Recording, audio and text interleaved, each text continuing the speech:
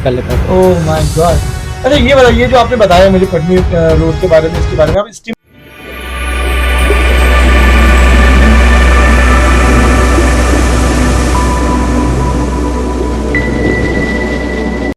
मेरे चैनल को सब्सक्राइब करें और बेल आइकन दबाना ना भूलें।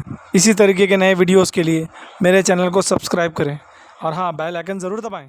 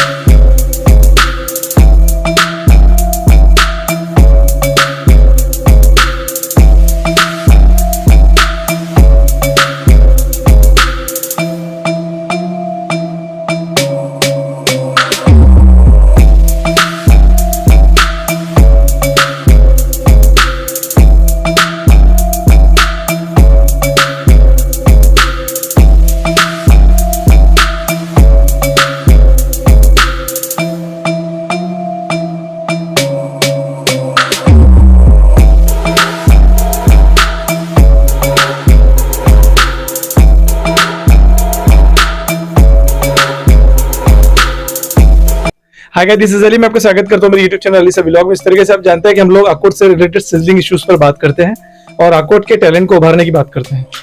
गाइस, आपको बताना चाहूंगा, आप अगर कुछ चीज को ठान लो कि मुझे ये करना है तो आप वो कर सकते हो। इस बात को अकोट के एक नौजवान बच्चे ने साबित करके बताया। मेरे साथ धीरज जी मौजूद हैं। धीरज जी की हम बात करें तो धीरज जी ने वो करके बताया जो एशिया में किसी ने नहीं करके बताया।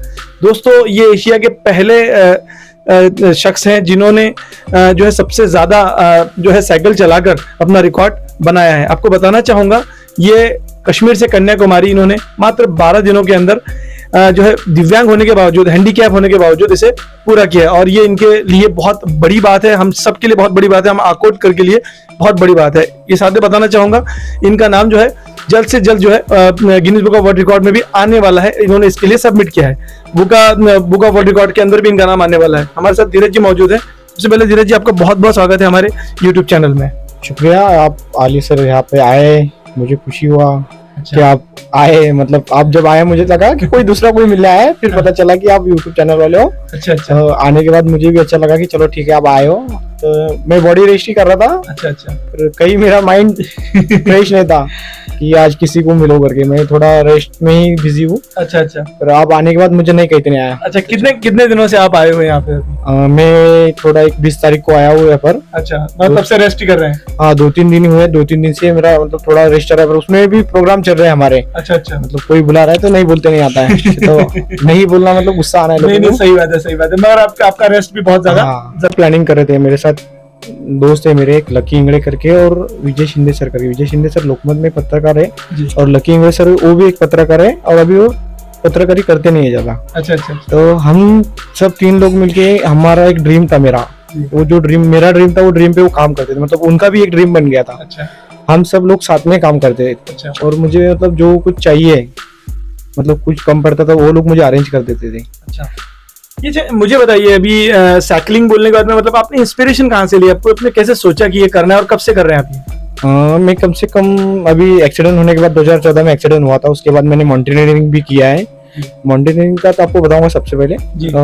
मुझे सब एक हाथ और एक पैर नहीं, मैं सोचता था कि साइकिल चला पाऊंगा या नहीं कर पाऊंगा। तो मुझे एक सर को मैंने, हमारे जो विजय शिंदे सर, उनको मैंने बोला सर कि मुझे साइकिल अरेंज करके दो। तो उनका एक दोस्त है, उनका नाम अग्रवाल करके है कोई, तो उनके लड़के की साइकिल थी, उनसे साइकिल लेके मुझे दिया है उन्होंने। तो वो साइकिल पे मैंने थोड़ा प्रैक्टिस किया। प्रैक्टिस करने के बाद मुझे पता चला कि नहीं, हम साइकिलिंग भी कर सकते हैं। तो फिर मैंने कहीं ड्रीम बनाया अच्छा कि कश्मीर से कन्याकुमारी हमें करना है। अच्छा तो फिर वो बोले ठीक है चलो, तुझे करना है तो तू प्रैक्टिस तो शुरू कर। अच्छा फिर हमने प्रैक्टिस शुरू किया। फिर हमें और एक साइकिल मिली, थोड़ी महंगी वाली, 1 लाख के आसपास है। जी तो उसको हम साइकिल लेने के बाद 1 लाख की, फिर उसमें मैंने प्रैक्टिस किया। फिर एक पंढरपुर राइड होती है जो अभी छत्रपति संभाजी नगर से शुरू होती है और पंढरपुर खत्म होती खत्म है। होती है तो वो राइड भी किया मैंने। और राइड करने के बाद फिर मुझे कैपेसिटी समझ में आई कि हम कर सकते हैं इतनी बड़ी राइड। फिर हमने शुरू किया फंडिंग का। अच्छा आकोट के लोगों ने सपोर्ट किया, औरंगाबाद से सपोर्ट आया, उसके बाद में अकोला से सपोर्ट आया, पुणे, मुंबई, नागपुर से सपोर्ट आने लगा, अच्छा हर जगह से सपोर्ट आने लगा। और लोक जागर मंच से भी सपोर्ट मिला है हमको। अच्छा धीरज जी, जैसे आपने बताया आपके एक्सीडेंट के बारे में, मैं पुरानी बातों को तो याद नहीं करवाना चाहता आपसे, मगर क्या हुआ था एक्चुअली उस दिन? 2014 दिसंबर का दिन था, 3 दिसंबर करके जागतिक आपको दिन बनाता है। और नाइट पे मैं काम पे से कहीं आ रहा था थोड़ा, जी तो वहाँ मशीन में मेरा पैर चले गया था। तो पैर जाने के बाद जगह पे ही मेरा पैर कट गया था। अच्छा हाँ, तो एक्सीडेंटली मतलब 2 टुकड़े हो चुके थे ओ, और कोई चांस नहीं था। तो आपने आपके वीक पॉइंट को ही आपका जो है स्ट्रॉन्ग पॉइंट बनाकर हाँ। आप आगे बढ़े फिर वहां से हमारे स्ट्रगल चेंज हुआ। मतलब अच्छा। वहां से हमने सोच लिया कि अब कुछ अलग करना है। अलग करना है। तो- अच्छा धीरज जी, मुझे एक चीज बताइए कि जैसे कि अभी आपने कश्मीर से कन्याकुमारी तक का सफर तय किया, कश्मीर से कन्याकुमारी के बीच में आपका कोई ऐसा एक्सपीरियंस जो आप जिंदगी में कभी नहीं भूल पाओगे? पहले अच्छा वाला बताइए और उसके बाद जो बैड हुआ वो बताइएगा। नहीं, स्टार्ट डे था हमारा सबसे अच्छा रहा। स्टार्ट डे में किसी को प्रॉब्लम नहीं आया कि, तो वहां से इंडियन आर्मी का जो हमको सपोर्ट मिल रहा था, मतलब रोड पूरा ब्लॉक करके दिया था हमको। मतलब जो रॉन्ग साइड से, मतलब हमको जो साइड से जाना था वो साइड पूरी मतलब जाम कर दिए थे उन्होंने, और रॉन्ग साइड से हमको निकाला था। मतलब पूरा वीआईपी ट्रीटमेंट था। मतलब एक 100 किलोमीटर तक के हमें कोई टेंशन नहीं था। सिर्फ हमारी साइकिल चल रही थी और आर्मी के लोगों की गाड़ियां चलते थे।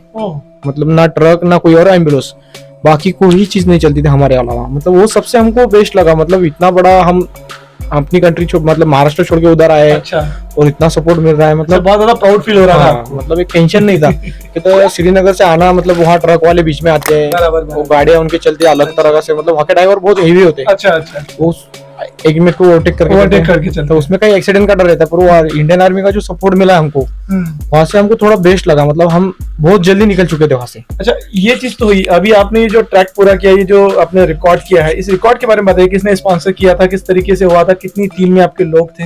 हाँ, मेरे टीम में 4 लोग थे। जी एक लड़की भी थी जी, और 2 लड़के थे। अच्छा एक राजा नाम करके लड़का है, जी एक विशाल था, एक अर्चना और एक मैं। ऐसे हम 4 लोग गए थे। जी, मुझे सपोर्ट करते थे पूरा, और मैं साइकिलिंग करता था। मैं सोलो राइड किया मैंने पूरा। सोलो राइड करने का यही था मकसद। और मैं तो 2 मैन 4 मैन भी कर सकता था, अच्छा अच्छा, पर वो जो 4 मैन 2 मैन में करने का मजा नहीं है, वो सोलो में था। सोलो में है।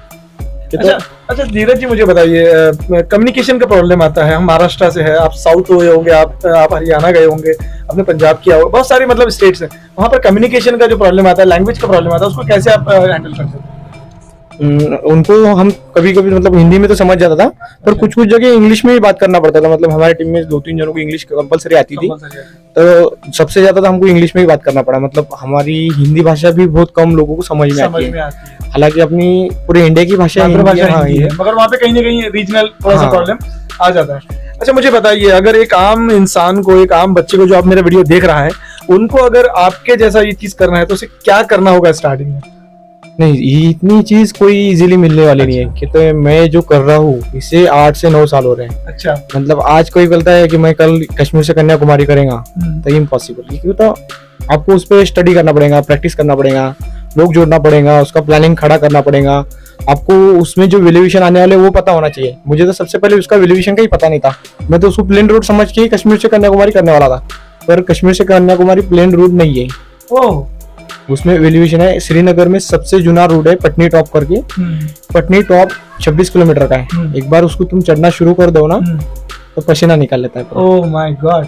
अच्छा ये बताइए, जो आपने बताया मुझे पटनी रोड के बारे में, इसके बारे में आप एस्टिमेटेड आप इसको मतलब कैसे प्लान करते थे? पहले इसके बारे में स्टडी की थी, क्या किया? नहीं, मुझे पटनी टॉप का कोई नॉलेज नहीं था। मुझे लगा नहीं था कि इतने बड़े घाट मिलेंगे, पर एक्चुअली बहुत बड़े बड़े घाट मिल जाते हैं।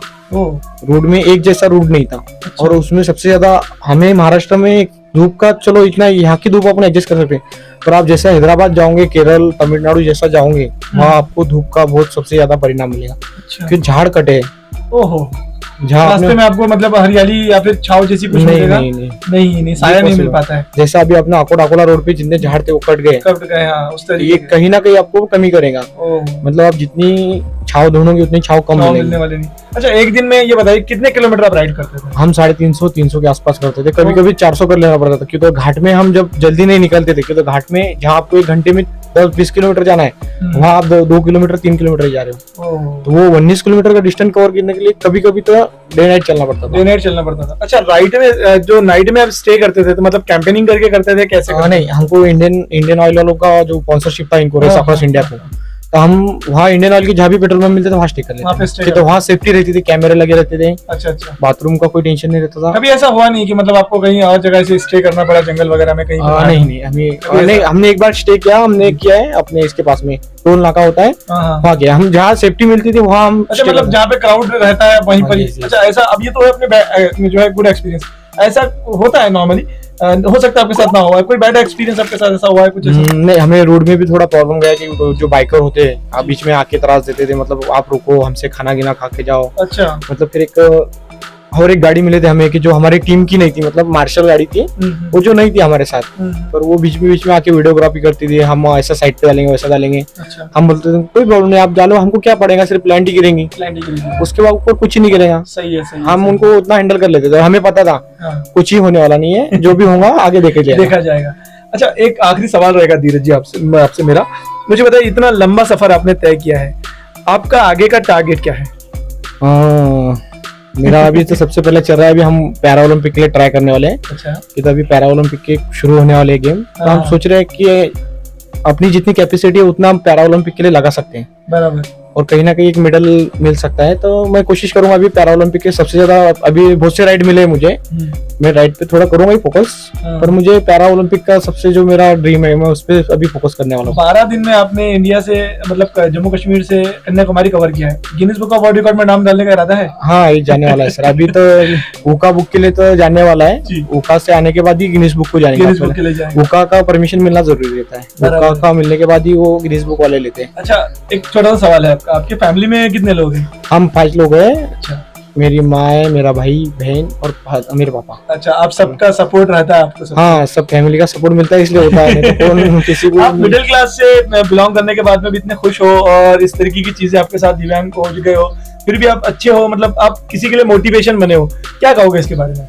नहीं, हर किसी ने करना चाहिए, मतलब स्पोर्ट ऐसा चीज है कि हर किसी का फायदा बनेगा, मतलब आपका नाम बनेगा, आपके फैमिली का नाम बनेगा, आपके दोस्तों का नाम बनेगा, आपका जो स्टेट में है तो स्टेट का नाम बनेगा, जी। आप जो एरिया से वो एरिया को वैल्यू मिलेगी, मतलब हर चीज उसमें इन्वॉल्व है, अच्छा सही और बात। करना चाहिए। स्पोर्ट में कोई नुकसान नहीं है। अच्छा। लगता है लोगों को पैसा लगता है, पर पैसा जाता है तो उतना बड़ा नाम भी मिलता है। सही बात है। एक आखिरी सवाल, नौजवान बच्चों से आप क्या कहोगे, उन्होंने आपके जैसा बनने के लिए उन्हें क्या करना चाहिए?